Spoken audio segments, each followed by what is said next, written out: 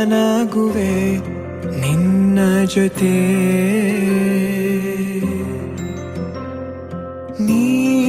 ನೀನಾಗಲು ಚಂದ ಕತೆ.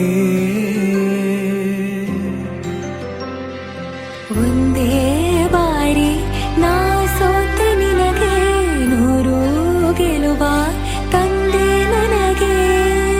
ನಡೆಯಲು ನಾನೀಗ ನೀನೇನೆ ದಾರಿ ದೀಪ.